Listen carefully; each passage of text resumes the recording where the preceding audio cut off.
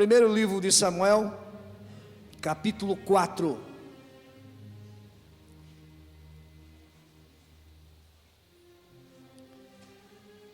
Primeiro livro do profeta Samuel, capítulo 4, versículo 12.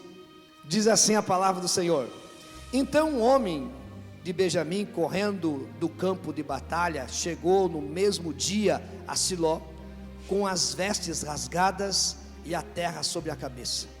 Ao chegar ele, estava Eli sentado numa cadeira ao pé do caminho, vigiando, porquanto o seu coração estava tremendo pela arca de Deus. Quando aquele homem chegou e anunciou isso na cidade, a cidade toda prorrompeu em lamentações. E Eli, ouvindo a voz do lamento, perguntou: que quer dizer este alvoroço? Então o homem, apresentando-se, chegou e anunciou a Eli.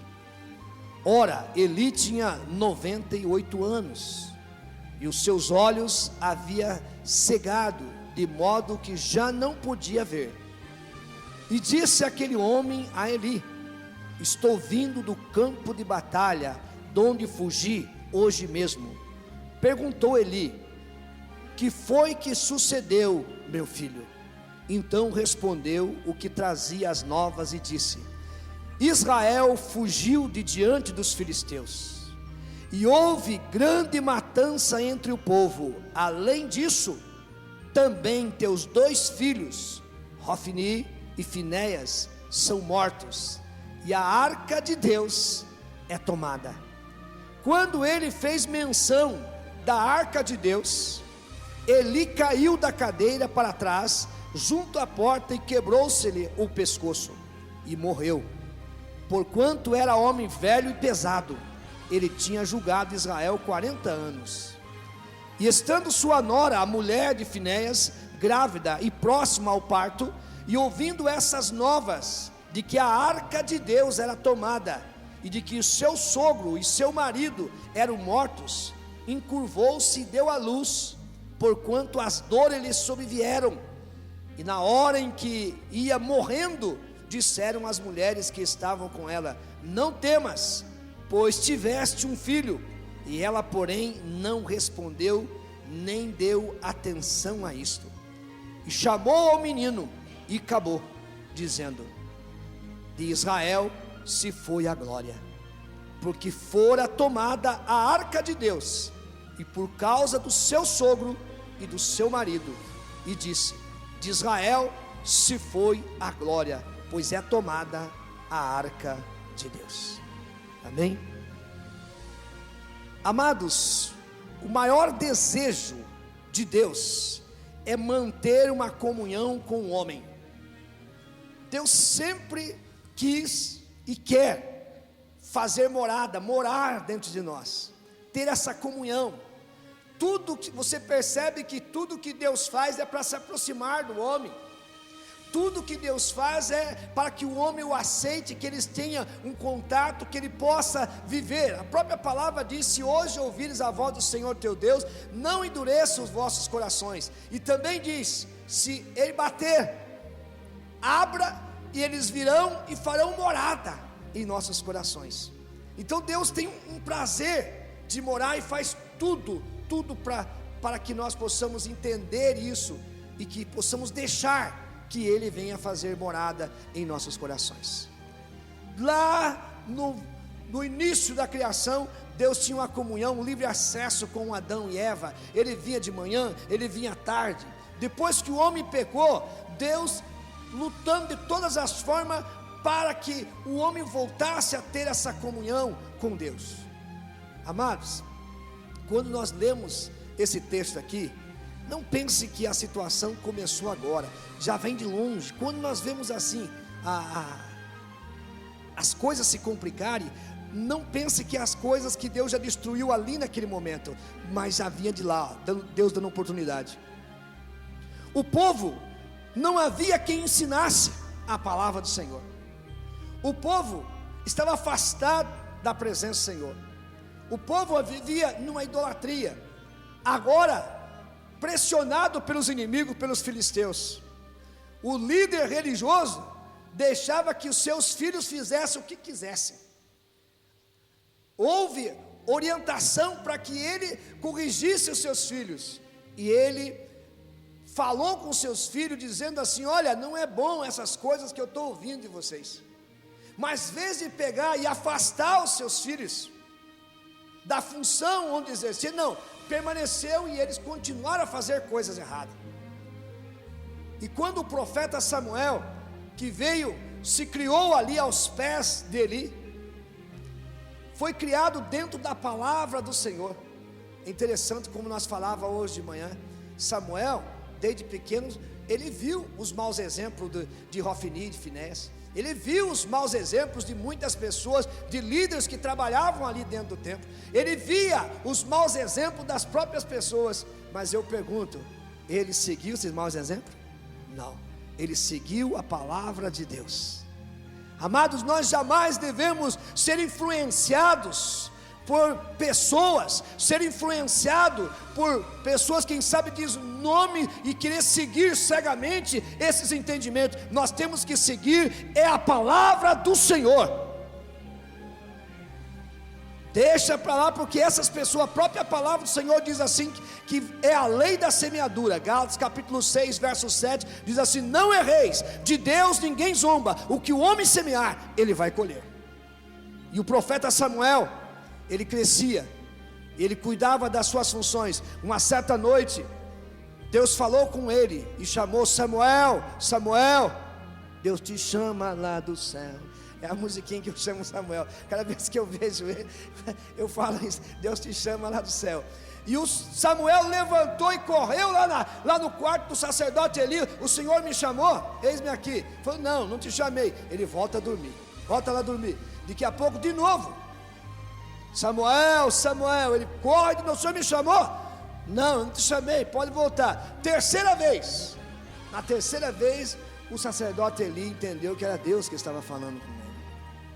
E o sacerdote Eli disse o seguinte: quando Deus te chamar, você diga: eis-me aqui, e o que ele falar, você vai me contar. E ele voltou.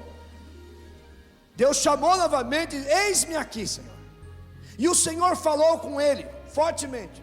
Logo pela manhã, ele cuida das suas funções, ele chega ali, quem sabe ele querendo até que o profeta, que o sacerdote Eli não perguntasse nada. Daqui a pouco o sacerdote chama e diz assim: conta para mim. E ele contou que a sentença já estava determinada para a casa do sacerdote Eli. Já estava julgada, já estava determinada. E ele transmitiu a palavra. O povo filisteu era um exército forte, mas com o povo de Deus, se estão na presença do Senhor, não existe inimigo forte. Quando o povo de Deus está na presença do Senhor, eles têm Deus no seu coração, Deus faz morada, o inimigo bate em retirada, porque o povo de Deus está cheio do poder do Senhor, e é Deus que vai à sua frente, é Deus que batalha as nossas causas. Nós não temos medo. Mas o povo estava afastado do Senhor, e foram para a batalha. Amados, no primeiro levante do inimigo, 4.000 soldados foram mortos. 4.000 soldados foram mortos. Eles se afastaram e falaram: nós temos que trazer a arca. Temos que trazer a arca. Avisaram: Hofni e Finéias, traz a arca. Quando a arca chega ali no arraial, houve um alvoroço. Eles gritavam, eles louvavam, eles bendiziam, porque agora nós vamos vencer, porque Deus está ali. Amado, se eles estão longe de Deus, não adianta a arca estar ali, só a arca está ali, não a presença do Senhor. Até os inimigos quando ouviram aquele alvoroço no arraial do povo de Israel, eles falaram: é a arca, agora estamos perdidos. É o Deus que acabou com o Egito. Mas eles se animaram e atacaram novamente, e o povo de Israel foi derrotado. Os sacerdotes Hofni e Finéias foram mortos, e a arca foi levada. É sobre isso que eu quero falar nessa noite, com a ajuda do Espírito Santo de Deus. Quando a arca é tomada. Quando a arca é tomada. A arca representava a presença de Deus, amado. Aonde a arca ia, a presença do Senhor estava ali. Mas eles se apegavam àquele objeto. Eles esqueciam de manter Deus dentro deles como arca. Porque não é uma idolatria, mas simbolizava a presença do Senhor. A arca ficava no lugar santíssimo, um lugar preparado só o sumo sacerdote que chegava ali.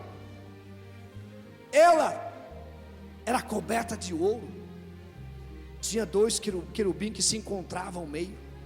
Dentro dela havia as tábuas da lei, uma amostra do maná e a vara de Arão que florescera. Estava ali era a presença do Senhor. Mas o povo se afastou do Senhor. O povo desobedecia a Deus, mas eles acharam que trazendo a arca, ali eles seriam vitoriosos. Eu quero dizer, amado, que muitas pessoas acham, por eles estar dentro desse templo, dentro dessa arca grande, muitas por vir na igreja, por carregar a Bíblia, por ser batizado, por ser membro de uma igreja, eles acham que tem Deus no seu coração, mas muitos deles, amado, Deus já está longe dele, eles só sentem os arrepios, mas não tem a presença gloriosa do Senhor. Ele é um derrotado, ele é uma presa fácil para o inimigo. Deus diz nessa noite: não basta sentir a minha presença, tem que ter Deus no seu coração. A arca ficava nesse lugar. Se a arca estivesse com eles, Deus também estaria. É o pensamento deles. No Novo Testamento, somos templo do Senhor. No Novo Testamento, somos arcas vivas do Senhor. Olha para o teu irmão e diz: você é templo de Deus. Mais uma vez diga para ele: você é a arca de Deus. Agora eu pergunto para você: dentro desse templo, Deus está? O Espírito Santo de Deus está? Você tem esses 3 elementos dentro da tua arca? O que tinha dentro daquela arca? O maná e as tábuas da lei. O maná, Jesus disse assim: vossos pais comeram maná no deserto e morreram, mas eu sou quem comer desse pão, quem recebe tem esse maná. Você tem esse maná dentro de você? Você tem esse maná dentro de você? Se você tem esse maná dentro de você, a palavra vai se cumprir, como nós acabamos de cantar. Se você tem esse maná, algo diferente vai estar na tua vida. Aonde você passar, as pessoas vão sentir a presença de Deus, porque você carrega como arca viva do Senhor. Tinha a palavra do Senhor, as tábuas. A Bíblia diz assim: escondi a tua palavra para não. Quanto mais você conhece a palavra de Deus, você peca menos. Nessa arca, dentro de você. E ali tinha mais uma coisa: a vara de Arão. Isso significa poder. Poder. A vara de Arão é poder. E recebereis poder ao descer sobre vós o Espírito Santo de Deus. E recebereis poder ao descer sobre vós o Espírito Santo de Deus. Amado, essa arca que somos nós tem que estar completa, tem que ter a palavra, tem que ter poder, tem que ter o maná, tem que ter Jesus, porque senão ela vazia, não adianta nada. Aonde você passar, as pessoas têm que ver Jesus. Amado, quero dizer para você: não adianta você ser membro de uma igreja, batizado, frequentar os cultos, mas não ter Deus. Vai ser facilmente derrotado. Quantas pessoas nos dias que nós estamos vivendo, amados, só tem um rótulo. É como esse Hofni e Finés levaram a arca lá no arraial, no meio dos soldados. Só estava brilhando a arca, mas Deus não estava ali. Eles achavam que Deus estava ali, mas Deus não estava, porque a atitude deles afastava Deus, a desobediência deles afastava Deus, a maneira que eles serviam a Deus afastava Deus. Deus não pode habitar em templos sujos. Ele não pode responder a tua oração, porque tem uma parede chamada pecado.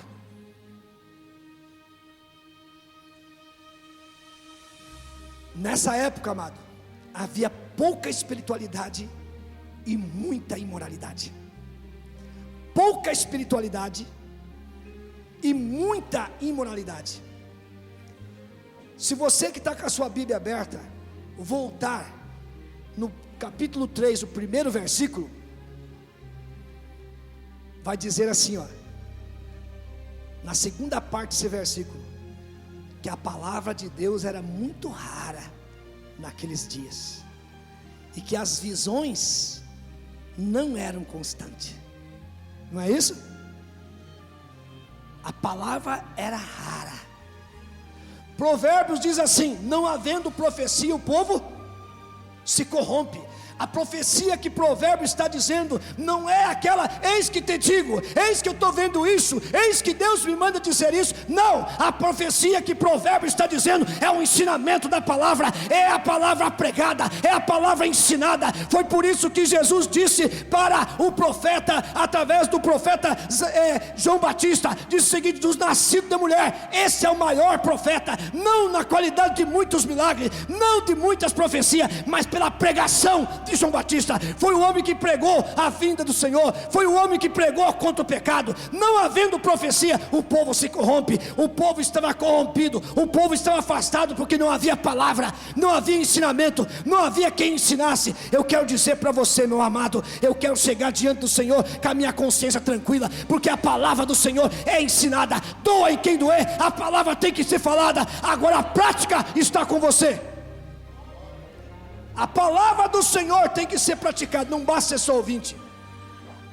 Tiago diz na sua carta: nós não somos ouvintes negligentes. Ouvintes negligentes é aquele que contempla o seu rosto natural e logo esquece. Mas nós somos ouvintes praticantes da palavra do Senhor. Você entende por que muitas pessoas são derrotadas? Você entende por que muitas pessoas não consegue o sucesso na vida espiritual? Você entende por que muitas pessoas não têm as suas orações respondidas? Você entende por que o inimigo vive se andando dentro do teu lar? Você entende por que os seus negócios não vão bem?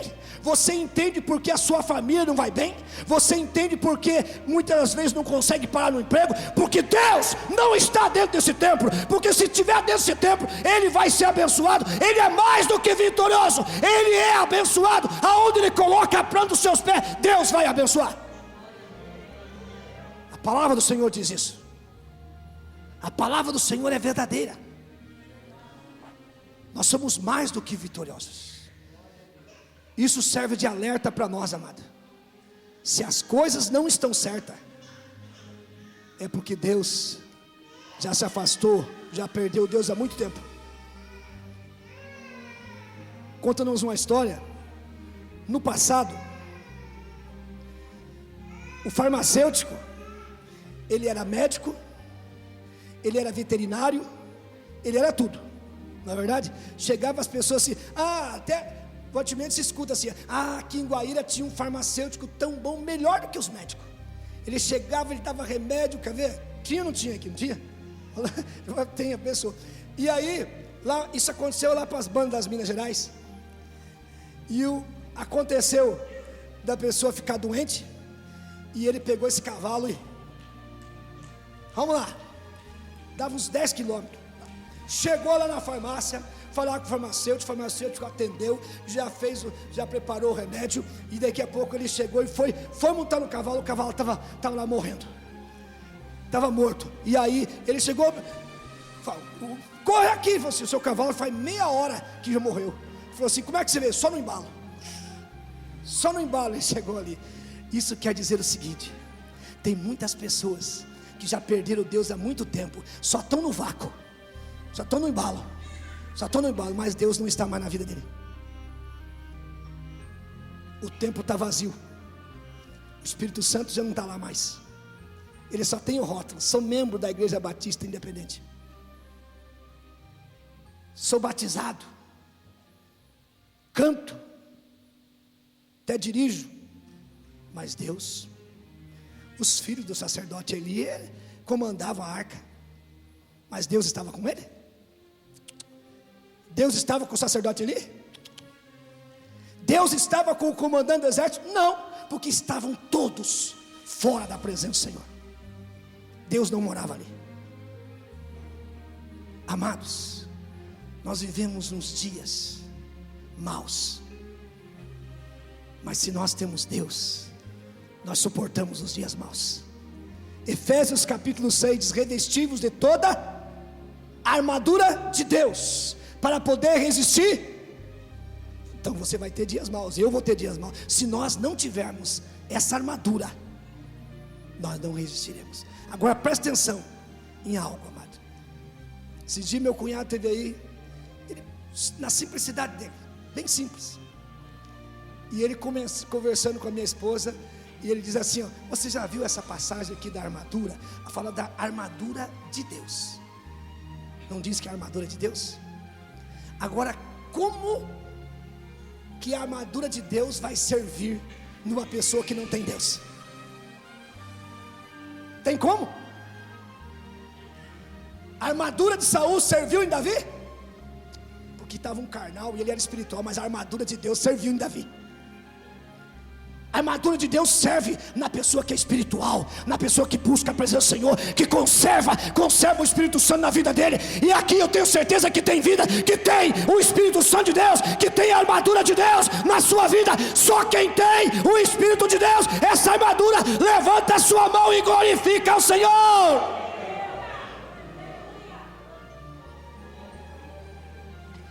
A armadura de Deus, amado, não é a armadura tua. E não está falando armadura física. Essa armadura só vai servir quando eu estiver na posição do homem de Deus, da mulher de Deus, a estatura do varão perfeito. O inimigo rouba a arca e a presença de Deus. Amados, qual é o nosso pior inimigo? E nós lutamos contra quem? Ele anda ao nosso derredor, amado, esperando o momento, porque Deus sai sozinho ou nós expulsamos Deus de nosso coração, do nosso tempo? É nós, a nossa atitude, os nossos erros, afasta Deus. A palavra do Senhor diz que Deus está conosco enquanto nós estamos com Ele. Se nós o deixarmos, Ele também nos deixa. Mas se nós buscarmos de todo o coração, Ele se deixa ser achado. Eu preciso ter a presença do Senhor. Eu tenho que parar de brincar com a presença do Senhor. Eu tenho que parar de brincar com o Espírito Santo do Senhor. Amado, como que eu posso dizer que sou um homem, uma mulher de Deus, uma pessoa, amado, que diz que tem o Espírito Santo de Deus, e muitas vezes nas festinhas, enchendo a cara, só nos anelzinhos, só no vinhozinho, só não sei o que mais, só nas puladas de cerca, só nas corrupção, só na safadeza, e diz que bate no peito que tem Deus? Só pode ter o Satanás, mas não o Espírito Santo de Deus. Não tem Deus não. Essa pessoa, olha o que a Bíblia diz a respeito do Espírito Santo de Deus: o mundo não pode ver e nem receber. Não diz isso a palavra do Senhor? Como que ele vai habitar num templo sujo, imundo? Como que Deus vai habitar no coração de uma pessoa que se diz batizado e vive na prostituição? Como que pode dizer que Deus habita, o Espírito Santo habita e vive na corrupção, fazendo coisa que desagrada ao Senhor? E aí diz: Senhor, me dá vitória, Senhor, me ajuda. Vai se arrepender primeiro, vai se humilhar primeiro, vai limpar o templo primeiro. Aí sim você vai poder pedir. Você entende porque o profeta Isaías escreveu no capítulo 59: as mãos do Senhor não estão encolhidas que não possa dar, mas nem os seus ouvidos tapados que não possa ouvir, mas as nossas transgressões, as nossas iniquidades fazem separação entre nós e o nosso Deus. Você entende por que Deus não pode? Não, Ele tem vontade, eu preciso te atender, mas não pode, tem uma parede. Você imagina como Deus vendo a derrota do povo de Israel? Será que Deus se alegrou com essa derrota? Não, Ele entristeceu de ver os seus filhos sendo derrotados. Seus filhos que um dia adoraram, um dia que foram morada, agora estão longe. É assim que Deus vê muitas pessoas, amado. Nós precisamos ser zelosos, nós precisamos cumprir a palavra de Deus, porque senão o inimigo quer levar a arca e quer levar a presença de Deus das nossas vidas, e isso não pode acontecer na tua vida, porque se você acontecer isso, você está perdido, você está derrotado, você está morto. Você entende porque a presença do Senhor é importante na sua vida? Não deixe isso acontecer. A igreja muitas vezes é derrotada porque não há a presença de Deus. Para ser um vencedor, temos que ter a presença real e não apenas emoções. Esse negócio de dizer, senti um arrepiozinho, só emoção. E que a pouco senti a presença de Deus, mas outro dia continua fazendo coisa, emoção. Porque a presença do Senhor muda o caráter, muda a vida da pessoa. Tem que ter a presença real. Eu venho e faço morada, eu venho e faço morada, eu venho e faço morada. É isso que Deus quer fazer. Deus quer fazer morada permanente na tua vida. Só aqueles que crêem, só aqueles que têm, glorifiquem ao Senhor, porque Deus está nesse lugar. O Espírito Santo de Deus está nesse lugar.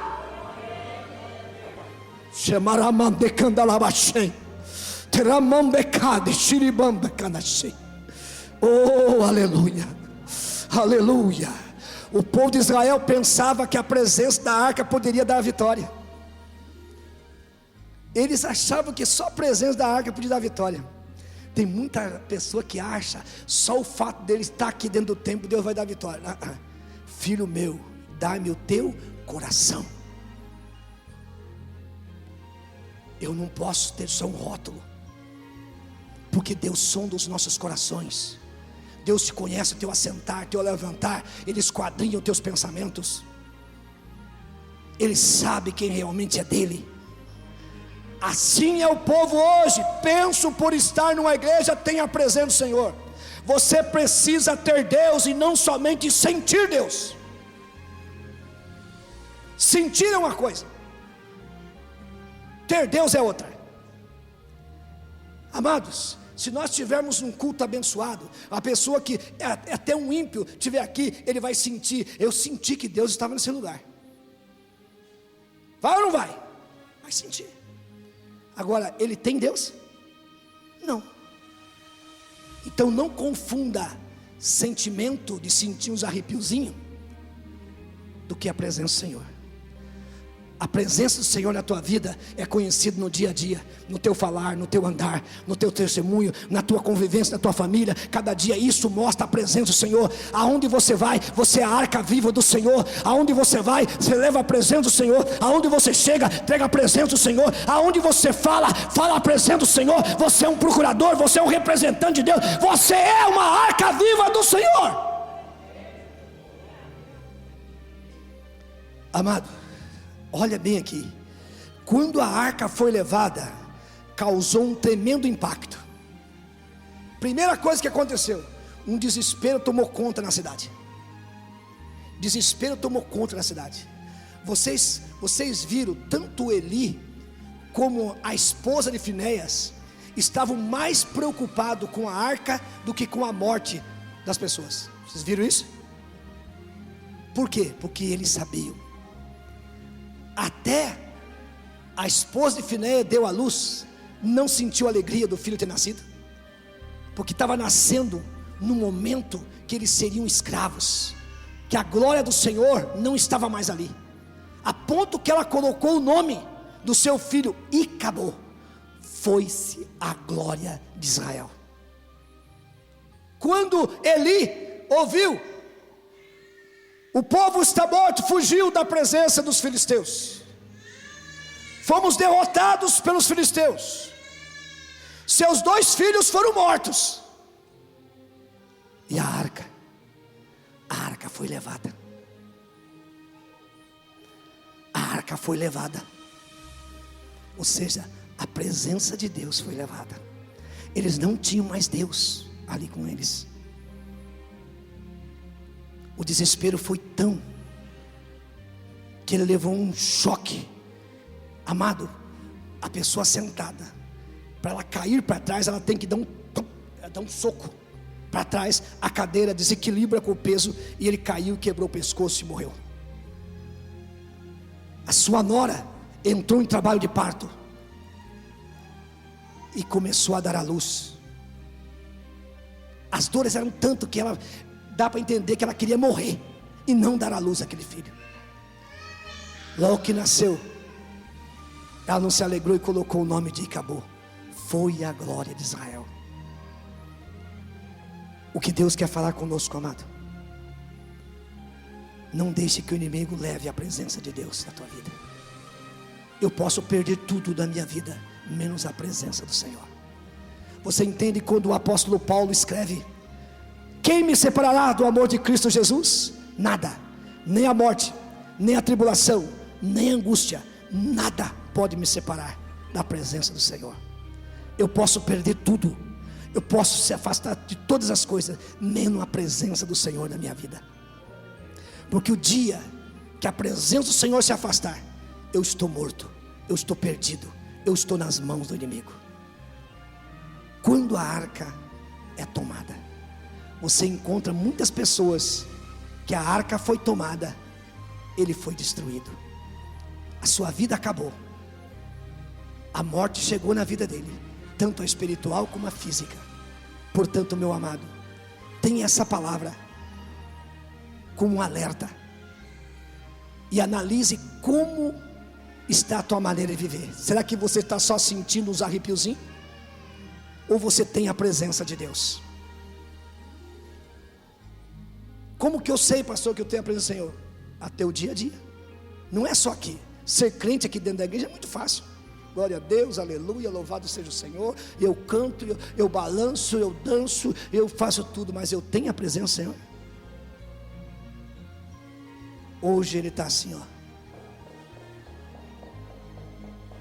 batendo na porta do teu coração. Aquele que entender essa palavra e abrir o seu coração, Ele virá e fará morada, e morada permanente.